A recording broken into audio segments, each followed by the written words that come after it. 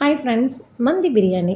இதை நான் வீடியோக்காக சொல்லணும்னு சொல்லலைங்க. இந்த மந்தி பிரியாணி சாப்பிட்டுட்டு வீட்டில் உள்ளவங்க கடையில் கூட இந்த அளவுக்கு டேஸ்ட் இருக்காது அப்படின்னு சொன்னாங்க. ரொம்ப சந்தோஷமாக இருந்துச்சு. இதை எப்படி நான் ரெடி பண்ணேன் என்னுடைய ஸ்டைலுங்கிறத ஷேர் பண்ணுறேன் உங்ககிட்ட. ஸோ நம்மளுடைய ஃபாத்தி ஹோம்மேட் மந்தி மசாலாவில் 4 ஸ்பூன் போட்டுட்டேன். ஸோ இதில் நம்ம என்னென்ன கொடுத்து அரைச்சிருக்கோம் அப்படிங்கிறத நான் வந்து கமெண்ட்டில் ஷேர் பண்ணுறேன். அதுக்கப்புறம் இஞ்சி பூண்டு பேஸ்ட்டில் வந்து 2 ஸ்பூன் போட்டுட்டேன். அதுக்கப்புறம் வந்து என்கிட்ட பட்டர் இல்ல. அதனால ஆயில் ஊத்தி அப்ளை பண்ணிக்கலான்ட்டு, ஆயில ஊத்தி நான் வந்து மசாலாவ நல்லா வந்து அப்ளை பண்ணிக்கிட்டேன்.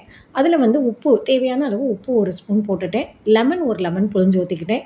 சிக்கன் வந்து 1 1/2 கிலோ தக்கன வந்து இதுக்குள்ள மசாலா தான் இது. ஸோ 5 பீஸா இருந்துச்சு. 5 பீஸா நம்ம வந்து நல்லா மேக்னேட் பண்ணி நல்லா கொஞ்சம் நேரம் 1 ஹவர் கிட்ட ஊற வச்சுக்கிட்டேன். ஸோ 1 மணி நேரம் ஊறினா தான் நல்லாயிருக்கும் டேஸ்ட்டு. நாளே நம்ம வேணுனாலும் வந்து ஊற வச்சுக்கலாம். நான் வந்து காலையில 1 மணி நேரங்க தான் நான் ஊற வச்சிருந்தேன். அதுக்கப்புறம் அரிசி பார்த்தீங்கன்னா, 1 கிலோ பாசுமதி அரிசி.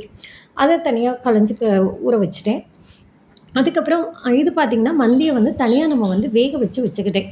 ஸோ நம்ம வேக வைக்கிறக்கூடிய பாத்திரத்தில வச்சு வேக வச்சுட்டு, அதுக்கப்புறம் அத வந்து ஒரு அடுப்புல ஃப்ரை பண்ணிக்கலாம். ஸோ இந்த சைடு பிரியாணி தாளிக்கிறதுக்காக 2 கரண்டி எண்ணெய், 2 ஸ்பூன் வந்து நெய் ஊத்திட்டேன். 1 கிலோ அரிசிங்கிறனால நான் வந்து 2 பெரிய வெங்காயம் நறுக்கி போட்டு அத நல்லா ஃப்ரை பண்ணிக்கிட்டேன். ஸோ அதுக்கப்புறம் பட்டை, கிராம்பு, பிரியாணி இலை அதையுமே போட்டு ஃப்ரை பண்ணிக்கணும். வீட்ல உள்ளவங்க கொஞ்சம் ஸ்பைசஸா சாப்பிடுவாங்கங்கிறனால, நான் இஞ்சி பூண்டு பேஸ்ட்டும் போட்டுட்டேன். அதில கொஞ்சம் மல்லி, புதினா, பச்சை மிளகா ஒரு 5 பச்சை மிளகா அதையும் போட்டு நல்லா ஃப்ரை பண்ணிக்கிட்டேன். அதுக்கப்புறம் வந்து மந்தி மசாலால 2 ஸ்பூன் போட்டுட்டேன். ஸோ இதெல்லாம் போட்டுட்டு நல்லா நம்ம வந்து ஃப்ரை பண்ணிட்டு, ஒரு சைடு சிக்கன் எல்லாம் ஃப்ரை பண்ணி தனியா எடுத்து வச்சுட்டேன். அது ஆறுனாலும் ஒண்ணும் இல்ல. சிக்கன் நம்ம வந்து ஃப்ரை பண்ணி வச்சிருக்குது. அதுக்கப்புறம் வந்து இந்த தண்ணிக்கு தக்கன உப்பு போட்டுக்கணும். ஸோ ட்ரை லெமன் என்கிட்ட இல்ல. அதனால நான் வந்து ஒரு லெமன் புழிஞ்சத நல்லா பாதி லெமன வந்து நான் ஃபுல்லா வந்து ஆ வெறும் பேன்ல போட்டு ட்ரை பண்ணிக்கிட்டேன். ட்ரை பண்ணிக்கிட்டு தண்ணி ஊத்துனோனே நான் வந்து அந்த லெமனுடைய தோலையும் பாதிய போட்டுட்டேன். லெமன் போடாட்டி ஒண்ணும் இல்ல. நம்மளுடைய மசாலால நம்ம வந்து ட்ரை லெமன் குடுத்து தான் நம்ம அரைக்கிறோம். ஸோ தண்ணி நல்லா கொதிச்சா நான் அது நெக்ஸ்ட்டு வந்து நம்ம வந்து தம் போடுறது தான். 1க்கு நான் 1 1/4 வந்து தண்ணி ஊத்தியிருக்கேன். ஸோ தண்ணி ஊத்தி நல்லா கொதிச்சதுக்கப்புறம் அரிசிய போட்டுட்டு, அரிசியும் தண்ணியுமா நல்லா பெரண்டுட்டு வரையில தம் போட்டுறணும். அடுத்தது தம் போடுறது தான். கீழ ஒரு தோசைக்கல்ல வச்சுட்டு, நம்ம வந்து அடுப்பு வந்து ஸ்லிம்லயே தான் இருக்கணும்.